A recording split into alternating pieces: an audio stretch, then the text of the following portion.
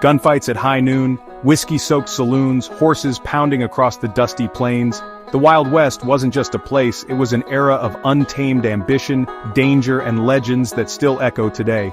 In this countdown, we're taking a ride through the lives of the top 10 Wild West legends. From righteous lawmen to infamous outlaws, some brought order, others brought chaos. Stay till the end for Jesse James and Billy the Kid, but all of them became larger than life.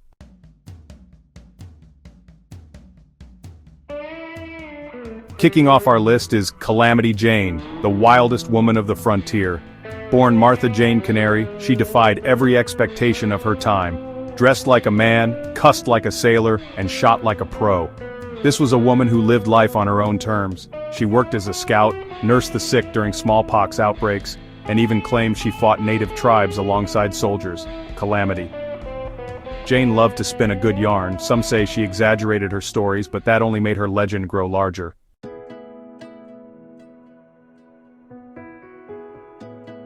Now, Calamity Jane, she walked hand in hand with danger, but there was a tenderness to her too, a loyalty that ran deep. She forged a deep bond with Wild Bill Hickok, another legend of the West. Some say it was love, others friendship, but their connection added another layer to her myth. They say she even asked to be buried next to him, a testament to a bond forged in the fires of the frontier. Calamity Jane, a woman who lived life on her own terms, and in doing so, carved her name into the heart of the Wild West.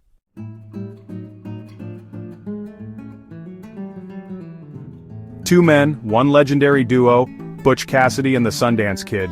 They were the heart and soul of the Wild Bunch, a gang that ran wild across the American West. Cassidy, he was the charismatic leader, the brains behind the operation. Sundance, he was the silent but deadly type, a quick draw with a steely gaze. Together, they pulled off some of the most daring train and bank robberies the West had ever seen. These boys, they were legends in the making. But there was something different about these outlaws. They weren't bloodthirsty killers. They tried to avoid bloodshed whenever they could.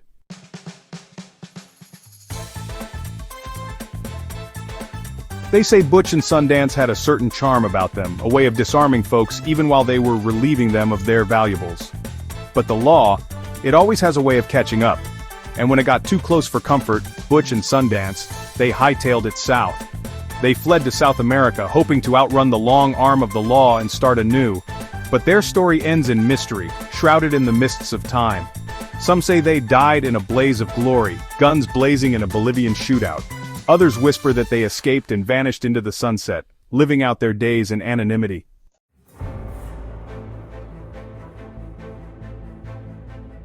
You ever hear about Bass Reeves? Born a slave, lived with the tribes, became one of the most feared U.S. Marshals west of the Mississippi.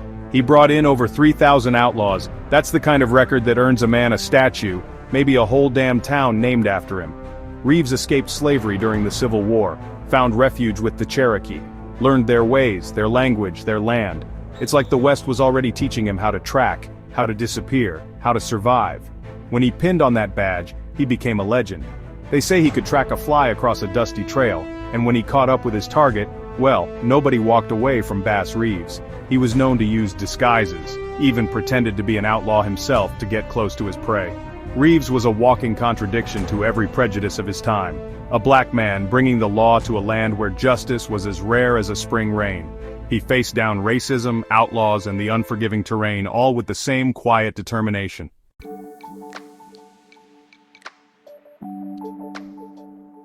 Some folks say he was the real inspiration for the Lone Ranger. Now, I don't know about masked men and silver bullets, but Bass Reeves, he was the real deal. He lived the life, walked the walk, and stared down the devil in every town he rode into. He was known for his integrity, his fairness. Imagine that, a lawman in those days treating everyone with respect, even the ones he was hauling in. He was a different breed, Bass Reeves. He died a free man in 1910. But his story, it's like the echo of a rifle shot in a canyon. It stays with you, makes you think about the kind of man who could rise above it all, become a legend in a time that tried to bury men like him. So next time you're watching some fancy Hollywood Western, remember the name Bass Reeves. He's the true grit, the real hero, even if they don't put him in the movies.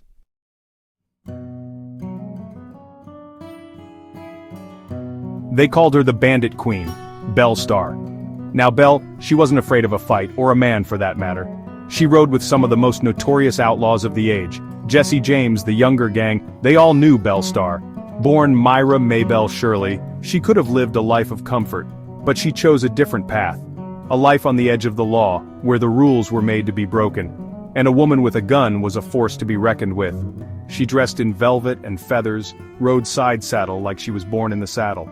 And don't let that pretty face fool you, she knew how to handle a firearm. Some say she was a ruthless outlaw, others claim she was just trying to survive. The truth? Well, it's probably somewhere in between. But that's how legends are, ain't it? They get passed down, whispered around campfires, until the truth gets tangled up with the stories.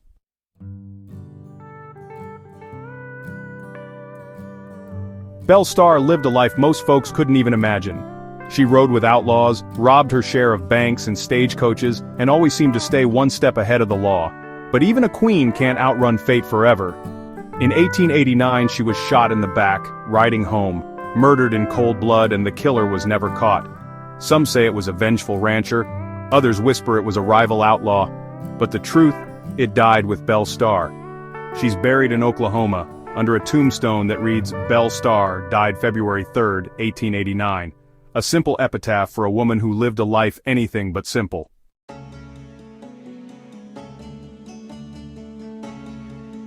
Now Pat Garrett, he was a study in contradictions, a lawman who made his name by killing a friend.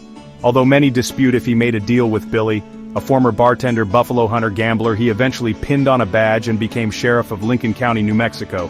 You see, Garrett, he was a man of ambition, always searching for something more.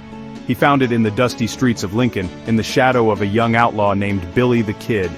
Billy and Garrett, they were friends once, or as close as a lawman and an outlaw can be. But their paths were destined to collide, the law on one side, the legend on the other. In 1881, Garrett tracked Billy down to a ranch house in Fort Sumner. It was a dark night, the air thick with tension. Garrett, he didn't hesitate, he drew his pistol and fired. Billy the Kid, the legend, was dead at 21. Or was it Billy Barlow? Many dispute Pat killed Billy.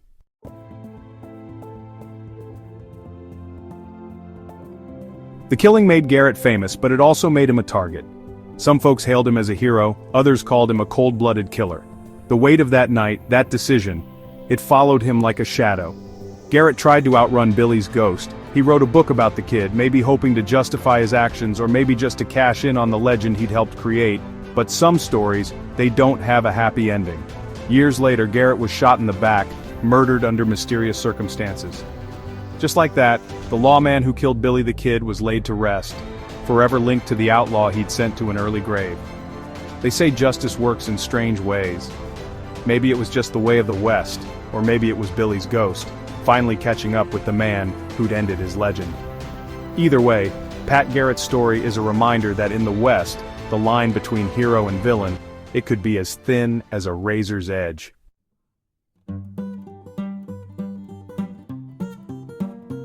Wild Bill Hickok.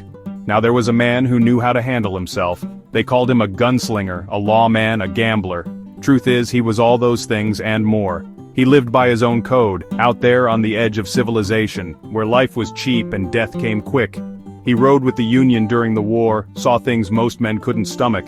After that, he drifted west, became a marshal in towns like Hayes and Abilene, places where whiskey flowed like water and trouble always followed close behind. And let me tell you, Wild Bill, he wasn't afraid of no trouble.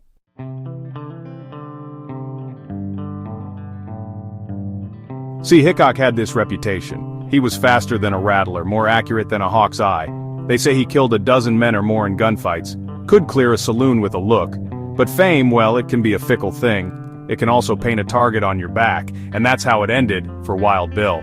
Shot in the back during a poker game in Deadwood, holding 2 aces and 2 eights. The dead man's hand, they call it now. Hickok, he was a legend. A reminder that in the Wild West, even the fastest gun could be silenced. And that sometimes life, it ain't nothing but a gamble.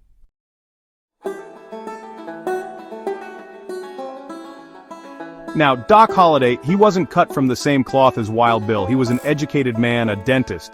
But life, it has a way of changing your plans. See, Doc had this cough, a sickness that followed him west like a shadow. They say the dry air would do him good, But it was the cards and the guns that kept him going. Became a gambler, a friend to Wyatt Earp, a man who could kill you with a look as quick as a bullet. And trust me, you didn't want to be on the wrong side of Doc Holliday.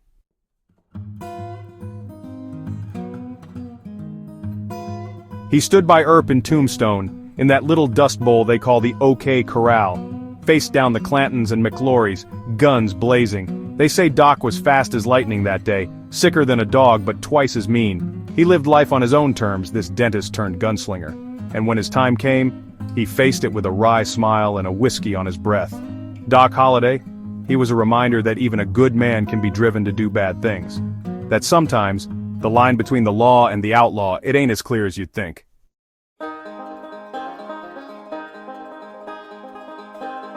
Wyatt Earp. Now there was a name that commanded respect. A lawman, they called him. He brought order to chaos, justice to the lawless. But Wyatt, he was a complicated man. He wasn't afraid to bend the rules, to use his gun when he had to. Some folks called him a hero, others whispered that he was no better than the outlaws he hunted. The truth, as always, lies somewhere in between.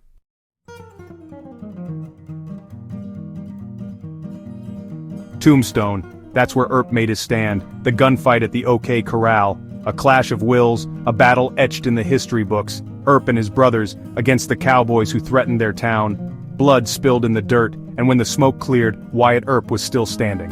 He lived a long life, but the West, it never truly left him. And neither did the questions about what really happened that day in Tombstone.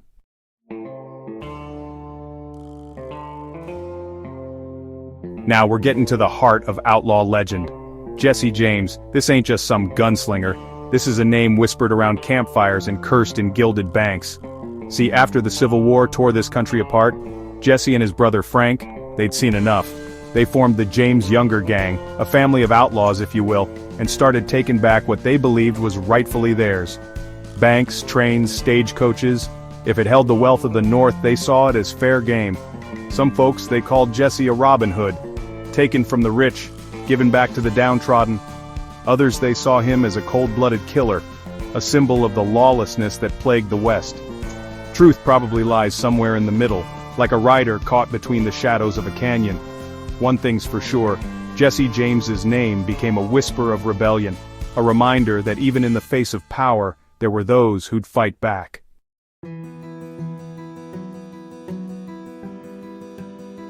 But fame, it attracts all kinds. And for Jesse, it attracted the kind that'd sell their soul for a fistful of dollars. Robert Ford, a member of Jesse's own gang, shot him in the back. Cold-blooded, right there in his own home. Said he was hanging a picture. Can you imagine that? The betrayal, the audacity of it. Ford got his reward but lived the rest of his days looking over his shoulder. Some things money can't buy back. As for Jesse, well, he died young, gunned down in his prime. Some folks, they say he faked it all, that he rode off into the sunset, leaving the legend behind. But legends, they cast long shadows. And the legend of Jesse James? It still rides with us today.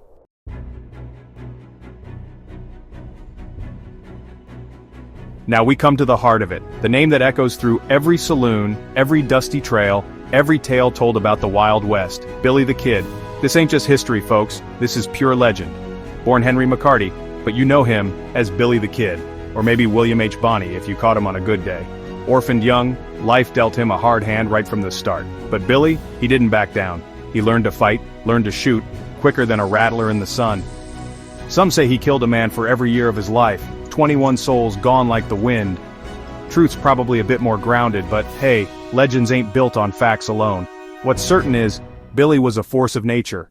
He could charm the prettiest gal in the room one minute and outdraw a gunslinger the next. He escaped more jails than a desert rain, always one step ahead of the law.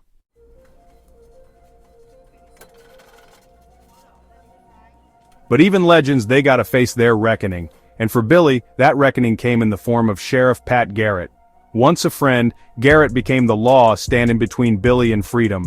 They say Garrett tracked Billy to Fort Sumner, cornered him in the dark, a single gunshot, and just like that, the kid was gone. Or was he? See, that's the thing about legends, they never truly die.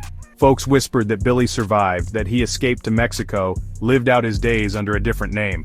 Pat Garrett shot Billy Barlow and passed him off as Billy the Kid because he shot the wrong man. Books were written, movies made, each trying to capture the truth of the kid. Even on his deathbed, an old man, Brushy Bill Roberts, claimed to be Billy, confessing to his past sins. Even had all the scars that Billy had. But truth, it gets lost in the dust of time. What remains is the legend, the spirit of a young outlaw who lived fast, shot first, and became the eternal symbol of the Wild West.